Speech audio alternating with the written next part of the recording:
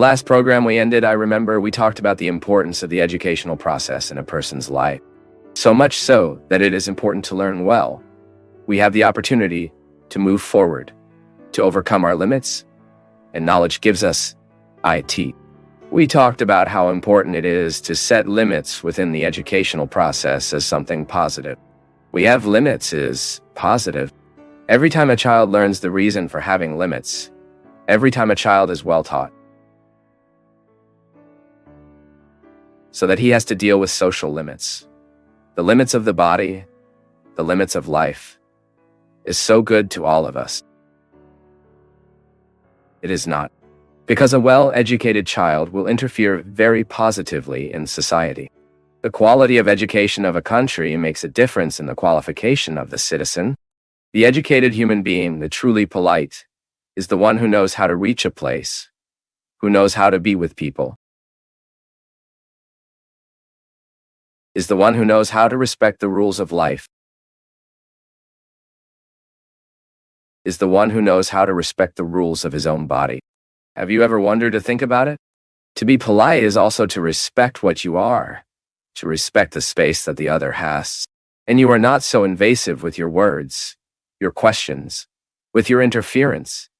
You know how to respect the other's time. Being educated is that, being thin. Right. It is you understand when you should arrive and when you should leave, how you should arrive, how you should leave. Elegance goes through these questions.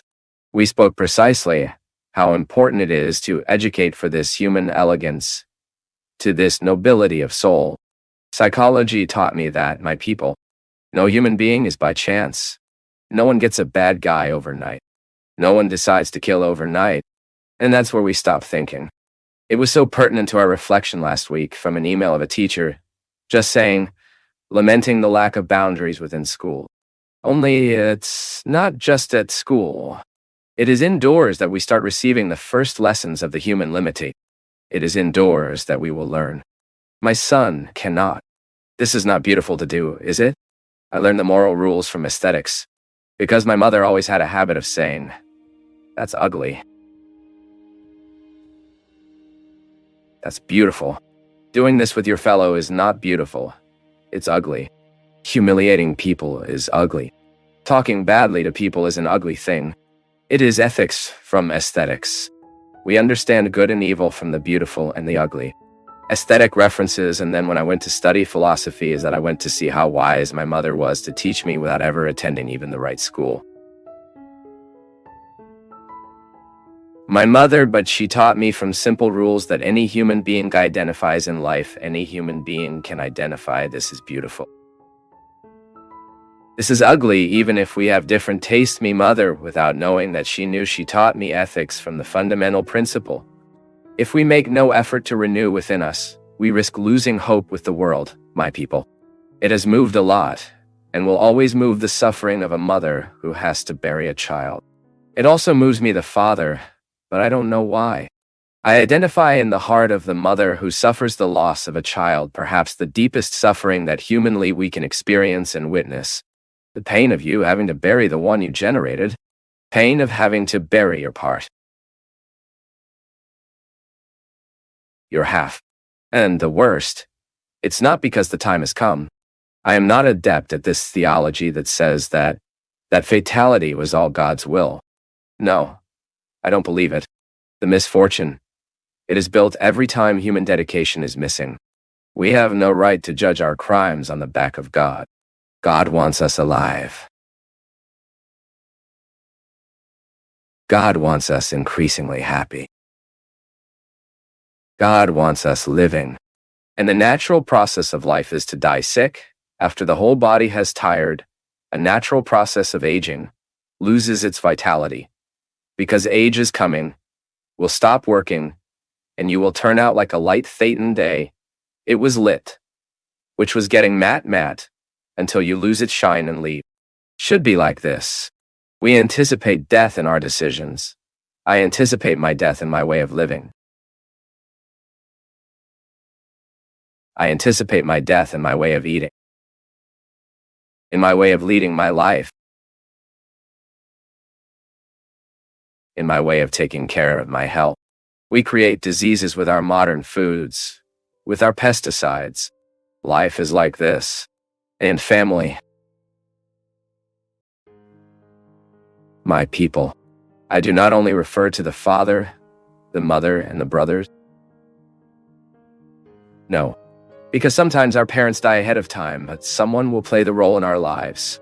When I speak family, I am talking about the nearby human group that has the possibility of having an influence on us, which has the possibility of teaching us ethics, which has the possibility to teach us the limit,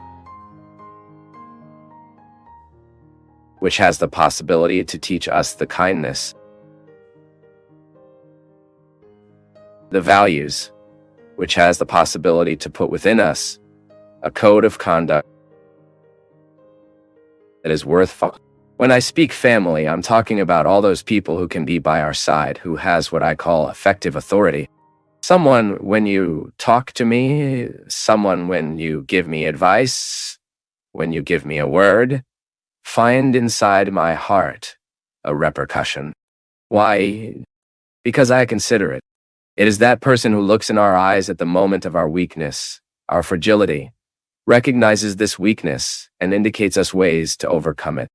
We need to open our eyes. We need to open our table so we can reflect. How are we educating our children? Am I not just dating a future killer inside my house? Is the essentials not missing the essentials in my children's lives? Am I not neglecting my founding role in my children's lives? Because before you are an excellent businessman, before being a businesswoman, you are a mother. You are our father. And this is the first venture that has no right to fail in your life. When we put a child in the world, we are making a commitment to making her big, to make her people, so that it is no longer one to be a promoter of violence that has hurt so much the heart of our society, which has done so badly to us. My people, it is no moral lesson that I am now talking about. Even because I am immersed in the same context of miseries as you, I am in the same situation as everyone.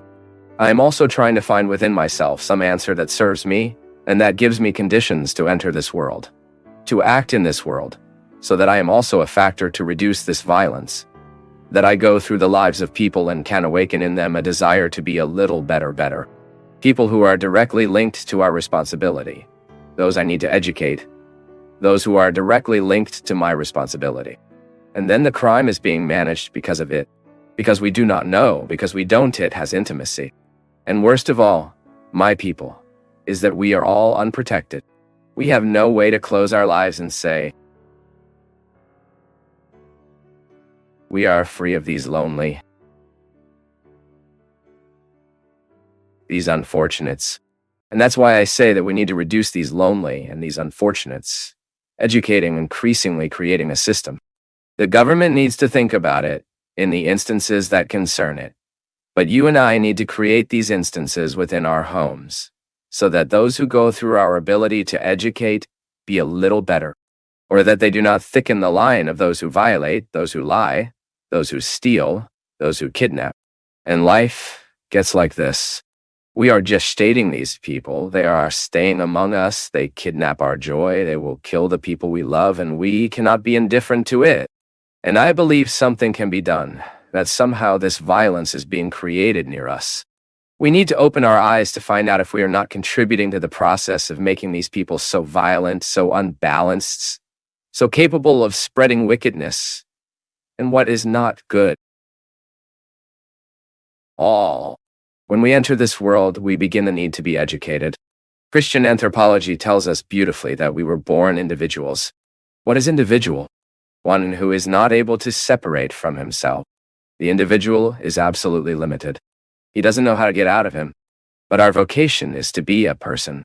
And Christian anthropology tells us that we are only people when we are in possession of what we are, and being in possession of what we are, give ourselves to others. This is what makes us be a person.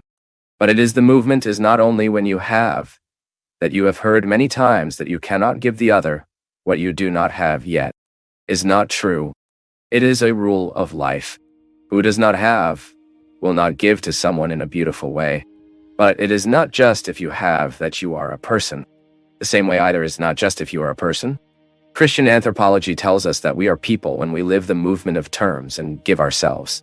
But we need to be educated for that. When you were a child, you were unable to share anything. You didn't even understand your mother as someone else. You thought your mother was an extension of your needs.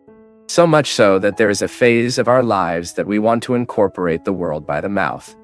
We want to chew everything, because everything we interpret as a part of ours. You never consider that this bite can hurt your mother. You are unable to wait for your mother to finish taking a shower to take your food or the blanket of your cold, the water of your thirst. You know, when you started to be polite? When you started to understand that when we have a toy, the fun to have a toy is when we play with someone. When we share what we have with someone. Our first movement is always individualistic. It is no problem. It is a normative phase in psychology. We call it. You have to go through it. But if you are not aware of this moment to educate you, so that the moment you understand the first steps of solidarity, you will never be able to be an entire person. No. It will always be marked by the selfishness of wanting everything to you. To want everything in your time. Everything in your time. When we understand who we are as people, you learn to give.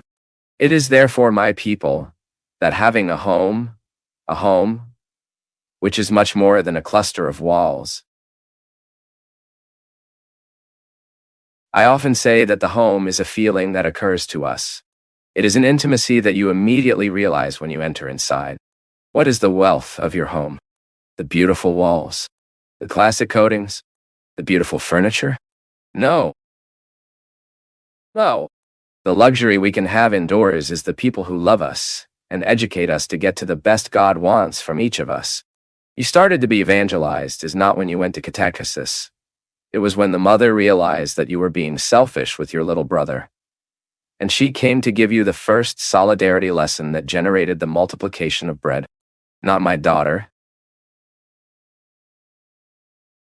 Don't be selfish. The first evangelical lesson we received in life did not come with the religious formats of preaching, nor catechesis. That's when you found that it only makes sense to have to share with someone. You started learning to divide what you had, and then you evolved so much in understanding the division that you started to exercise the highest shape of division, which is not giving what you have is to give who you are. Because sometimes you will find a lot of poor people who need materially from our help, especially these days, when Brazil is so impoverished in so many places, in so many situations. A lot of people will need you to take a little bit that you have and contribute. In fact, in our peripheries where the simplest people live, solidarity reigns. Much more sometimes than among rich people in possession. There it is beautiful. You understand that when you get your hand from your pocket to go to give something to someone, you are killing the material hunger, the one that hurts on the body. But make no mistake, most of the time, people will ask you to kill the emotional hunger she has. People are very needy to find others that are hurting. And this is the evangelizing gesture that most convinces the people these days. Those who do not believe us, my people. And what do they expect from us? A moralist message? No. Shut. At first, you can't even talk about morals. Let's talk later. When love is established, the first thing we need to do is look into the eyes of these people who are thirsty for God and offer them the God who dwells us. I have a God who lives in me, and he is so big that he does not fit me. I need to share it with you. Most of the time, my people, me as a priest, people come to me for it. Most of the time, what people expect from me is that I give a little of what God is in me. Offer me the God who is in you. When we relate, it is beautiful when you realize that your friendship relationship or your dating relationship, who then became a marriage, is a relationship where you offer the God who inhabits each of you. Then we are whole people because it is the Christ gathering our parts, helping us in evolution. Because the devil, do you know what is the great goal of the devil? Is that we stay in an individual our entire lives. Because the devil has a lot of chance in the individualistic heart. in the heart that does not think of the other, in the heart that is always marked by envy, pride, arrogance, lack of charity. And we don't want to give this space. I want everything in me to be polished for me to be a person. And being a person, the God who dwells me can smile at the God who dwells in you. This is your vocation. When you say that God dwells you, that God is in you, how can you reconcile the emotional arrests we so often live with the certainty that God is in us? If you are a consecrated territory, eternally conquered by the Lord, it makes no sense to divide with what destroys you. Does it make no sense to feed the addictions that depersonalize, that overshadow the image and likeness of God in you? Don't make sense you feed that dating, that promiscuous relationship, indecent, disrespectful, where you feel much more a public square, where the other throws your emotional trash and is not concerned about the evil he does to you. And is it liberation? Sometimes what God expects from us is that you end that relationship that is overshadowing the image and likeness of him, because you cannot establish bond with anyone who doesn't want you the same as God wants you.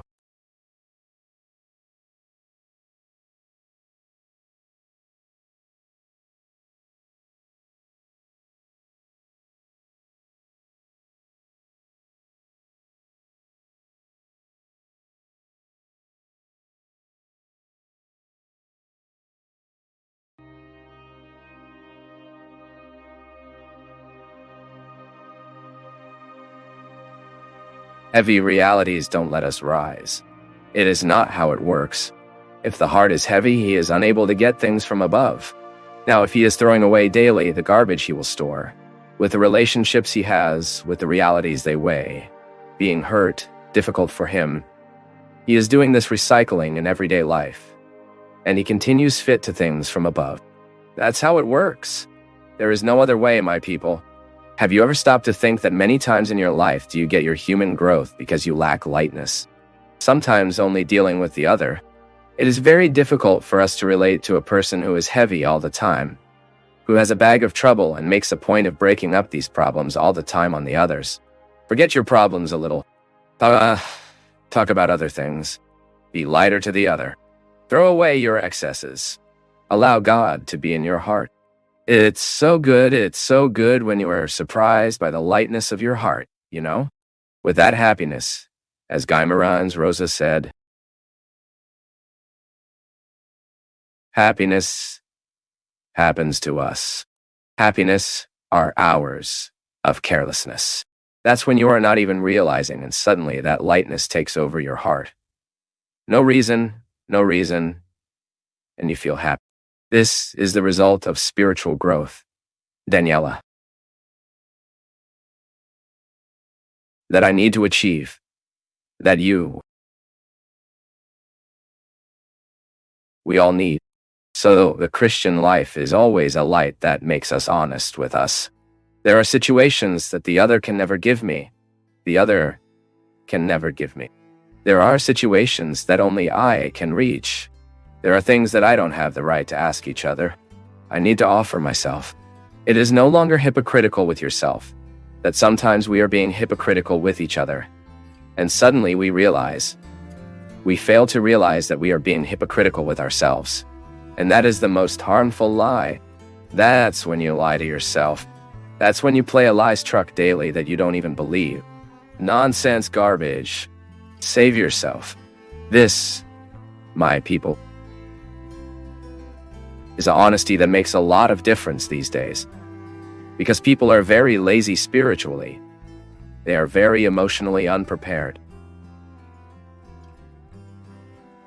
And immaturity all the time. It starts to be more realistic, starts to be more true with you. You deserve this honesty. Sometimes you are not being loved is because you are being too boring. There are a lot of people too boring all the time, and thinks the other has to be carrying the facts that are hers. No, I have no obligation to carry the facts that are yours. I can even help you in many things. I do not have the right to judge my facts about the other. So I'm not light, I do not make a point of being light, and I want the other to take me in the back. lack spiritual life in our lives, there is matter. You can see, we occupy our time with material realities, with material situations, and we lack that time reserved for the construction of the spirit. To this intimate life that only God can give us. This is spiritual life. When you expect time to bring you the answer, you will untie your anxieties and get rid of having the answers all at that time, and you allow you to live. I want to experience the stripping of not having the answer today. I want to learn to sleep a few days with the question, why did this happen? I don't know, but it happened. And no may not even answer. Sometimes the answer responds nothing. Why? Because the heart is looking for another answer, which will only be formulated after a long time, far from those losses that made me suffer so much. Because of course you have the right to love your home. Really love. Beware. Who loves establishes a bond that puts us from the perspective of caring, of valuing. Of course. It is different the love you have for the house of love you have for your child. Because there is a reciprocity there. Loving a person is different from having a love for a structure. But it is no problem to say that we have a love for the structure where we live. We identify with those walls, with those curtains, with that smell, don't we? It's so good when we, after a trip back home, and you smell your home, the smell of your bed, the smell of your wardrobe is so pleasant. So there is a whole set of meanings that makes you feel harmonized. This is love. So you see, when I am willing to take care of my spiritual life, another thing I am not doing, but take a step to mean this material life of my life, so that it helps me to find spiritual riches. And it is interesting because we start to make a growth path that will be able to value what is material, but at the same time do not cling to disorderly way to what is material. But of course, if there are no people who love you, who receive you, who welcome you, this material wealth does not have much sense. So as we make this advance in the spiritual life, which is the cultivation of these high realities, which St. Paul says, when we start taking care that the petty realities, the realities that throw us to the floor, you start to get high, and you will value the matter in a different way. So spiritual life is this opportunity that we have to change our perspectives. So when I interpret even the loss of a loved one as an opportunity to recruit strength, courage, disposition, faith, I am giving a spiritual dimension to that material loss. Because the loss of a person is also matter. It is the body that ceases talking around the house, is the body that no longer sits at the table to take meals with you. It is the body you stop hugging, that you stop caring, which stops sleeping next door. It has a whole material dimension. And of course, there is the affective, psychic, spiritual dimension that you will manage together later. It's all at once. And it is interesting because I identify that the spiritual life, what is the thermometer you have to know if you have already reached a growth or not? Let's say I want to analyze the growth I had spiritually speaking in the last year. This was a heavy year. It was a difficult year for me. So I noticed that I made spiritual growth from the difficulties that were myself. Even the breakups, which were at first painful, then they proved to be a really personal liberation experience. It's not that the other is bad. It's not that the person was bad. No. It is you who will be able to recognize that you need to take steps of autonomy, inner freedom, and to put people in the right place until you love them better. It may be that at first, what gives us the most, what is hard to manage, be this physical loss. It is the other who ceased to exist. It's the other who stopped living, being here by my side.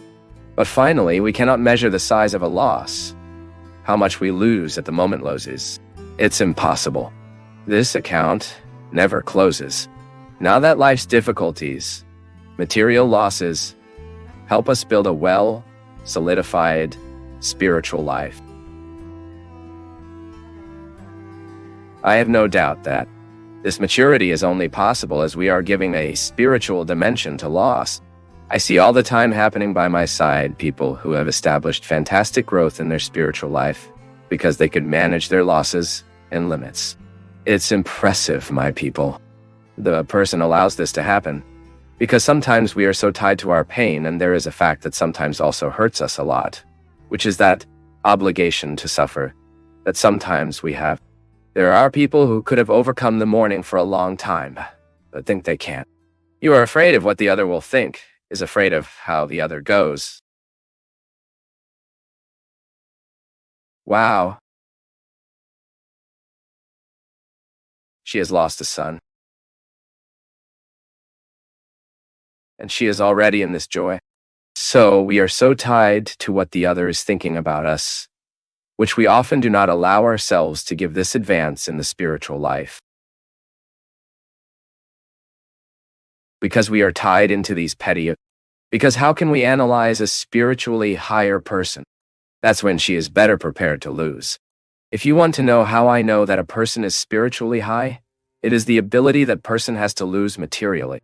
It may seem like a contradiction, but it is not. That happens spiritually last year. My growth, my maturity was closely linked to what too lost. Not what I won. I got a lot. It was a year of many gains. I did important projects in my life, but I lost a lot. I didn't learn much the moment I won. I learned a lot the moment I lost. Father, I lost my son and see no advantage in losing my son. I only see damage. Yes, me too. The moment I see a mother mourning the death of her son, I only see damage. But it will talk to this mother a while later. The pain of losing his son did not change. You may have changed the longing. It gets lighter. Time will help cure. But it begins to achieve some dimensions of your heart that suffering could only do. Then, suddenly, she discovers so many dimensions of her life that you identify that that child blew a life in that woman at the time of pain. How can we advance in a spiritual life? Identifying in what is material life, which can be a mirror for my spiritual life, or what can be an impulse. So we are all the time surrounded by the story. We have no way to escape this matter. You are involved in your work, your friends, your social life context. You are in your college. You are in school. Finally, we all have this context of material life that surrounds us. So, the damage at first, it can be harmful to us, it can cause us a lot of suffering, but after time goes by, you look at him and say, good. I'm glad I lost at that time. Glad at that moment my floor was removed. Why? Because it may be that that floor was attaching me to him. Glad you had to give up what was so hard to give up at that moment. Once time goes by, you look and realize that it was fundamental for your human growth to have lived that uninstall that loss had caused. But according to the lifestyle, with the time we go to dedicated to situations, it may be that I spend much of my time taking care of the matter, too involved with material issues, and without much time to cultivate a life spiritual, an effective life, which is all this dimension that is not visible, that I cannot feel, but that makes me stand up. It's the breath that makes me stand up, right? This is interesting. Anima, soul. That's it. It's the breath that makes a reality live. Then you see the power of this religious discourse concrete in your life that convinces us that it is good for us to drop what weighs on us behind. Spiritual life, in whatever religion, if this religion is committed to love for God and respect for the human being, it will not propose anything but to assume these values, thought make us lighter and detached. Do you know why? It is much easier for us to establish a community life, a life in civility in a city, for example, when people are light, when people are more centered, when people are more harmonized. Religion should be a harmonizing process. Should give us daily, by religious practice, the ability to make us lighter. Every time we want to search for the spiritual life, we need to identify situations that are material, which are part of our routine, and often have the power to tie our spiritual life. I'm not saying here that matter opposes the spirit. See, a church, for example, which is material, may well help me to pray. I have that material reality as a starting point for my spiritual life. Only that church. It is not the end point of my spiritual life. What that church will tease in me is here, inside my heart, in my head. It will manage a way of being it. This is all spiritual life, my people. Because the spiritual life, in fact, is the reading you do of everything that material life causes you. So you may well live material losses and do not read it, and then you do not have spiritual growth. Or you may lose materially, read this material loss, and grow spiritually.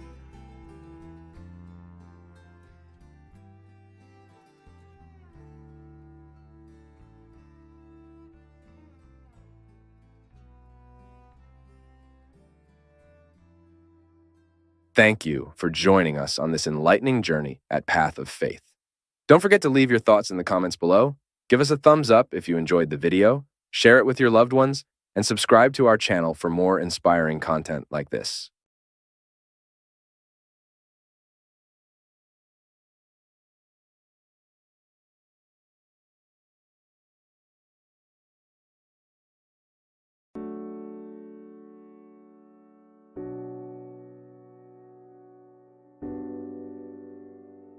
If something is worrying, the first thing, what can I do to reduce this concern? Is there anything concrete I can do? So, okay, you have a pain, a betrayal. Have you ever been there in the trader to return his trash? Do you have something choking? Anything you need to solve inside your heart? We need to do it. The same thing is the concern. When something worries me and I find out on that concern what I can do to reduce the effect of this concern in my life and do it. So I start to resolve to open the doors for this past to begin to pass. Because otherwise we will reply to the experience that was not worth it. We will hold on to the event that has hurt us, which hurt us. And then we will live a continuous process of injuries and injuries. Because there is memory, grudge, resentment. They only cause new wounds within us. I have never seen someone healed keeping resentment. What is resentment? Resent. It is feeling several times. It's like you take a razor and pass it on the same place on the skin. It will never heal. And the cut is getting worse because you are injuring the skin. Wise, injure. Will be, you will miss the opportunity to live the healing. It's not like this. Have you noticed that when you start to heal, do you do a coconut? It's not like this. Healing causes a feeling of itching, right? Within us is the same thing. You can see there are many effective situations. Sometimes we are starting to recover from it, and you have that feeling. From time to time, to want to resume from what? They are the healing coconuts. Hold it from there. Can keep your hatred under control. Can keep your resentment under control. Can keep your needs under control. And then you begin to live the process of liberating the negative consequences that fact has caused you. Is life. Everyone is hurt. I have no way to create a beads for me. You can't create one for you. So, from time to time, people will hurt us with words. People will hurt us with attitudes. Now, you cannot allow the word that hurts and the attitude that hurts will cause injuries to your being and take too long. Stay inside you. Extend more than the time it should be. He reached his being. It was in the deep of his life. It was in the deep of his heart.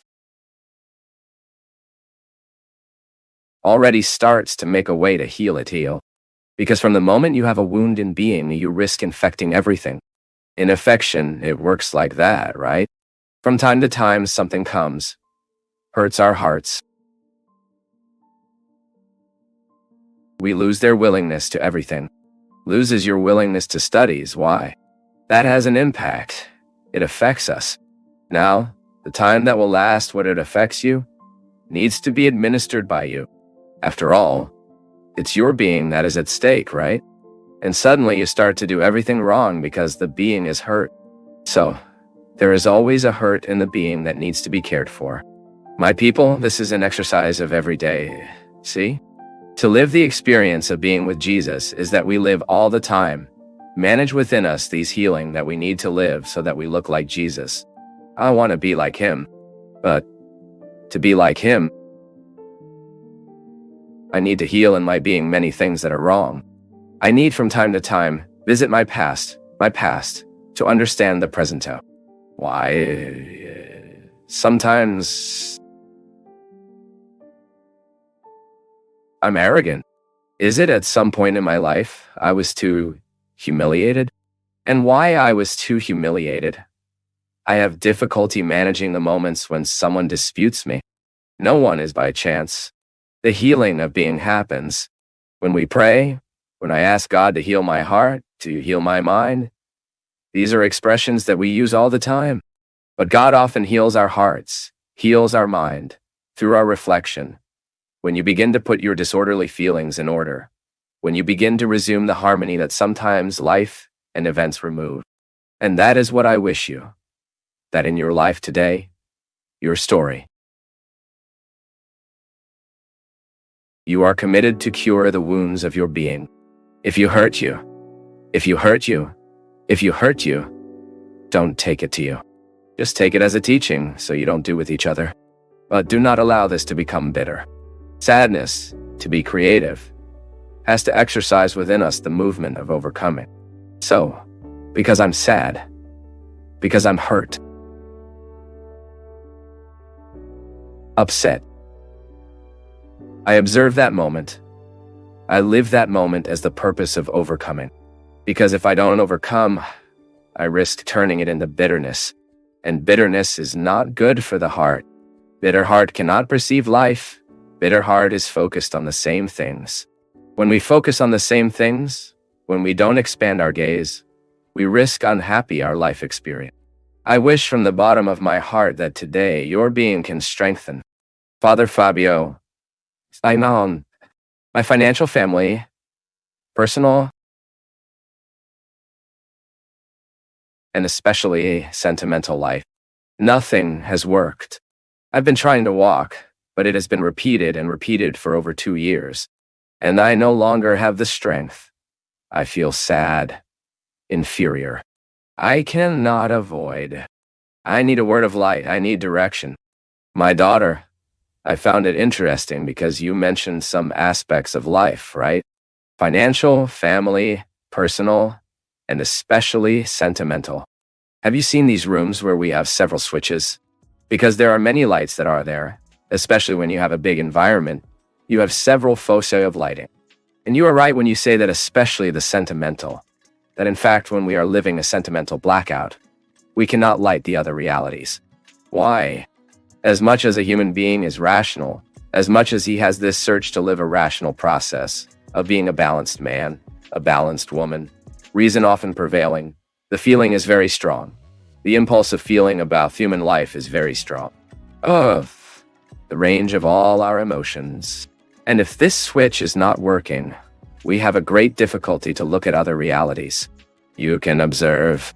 We may have a good job, have a good family situation, we can have a good financial structure, but if our affections are disordered, if we are experiencing a process of betrayal, abandonment, solitude, we end up having a difficulty. Very big to perceive the other realities of our lives. We end also impairing the employment relationship. The other day we were even talking about this, me with a friend of mine. I was telling him, look, be careful. So, the great risk, when we give that, I say again, it is very likely that our affections, our feelings, want to prevail over everything. And that this sentimental, affective life, especially with regard to the relationship male and woman. When your marriage is not well, your dating is not well, or you are in love,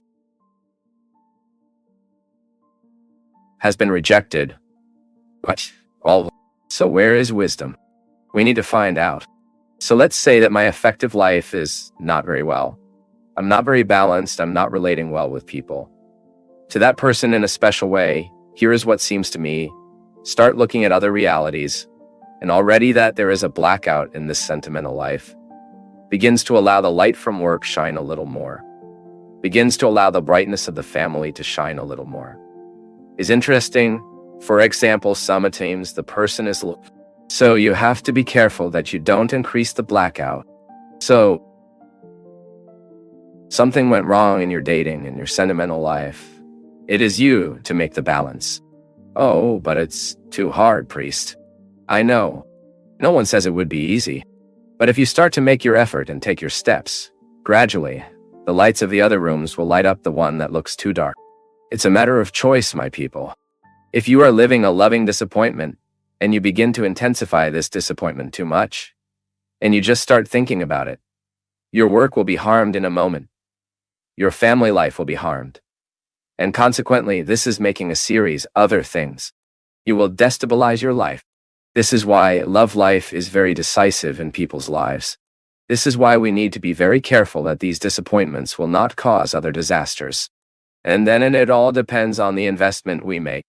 I particularly get very worried when I find someone who makes their effective, loving relationship the main base. So you're dating, and that boyfriend is the center of the world. And if he go away, what if he dies tomorrow? So of course, it's always hard for you to equalize how much you are investing in that relationship, but also make other investments. The big problem is that sometimes people make a unique investment. She started dating that boy. She forgot about her friends. Start sharing this investment you make a little better. Start donating yourself a little more in other situations. Because if it doesn't work,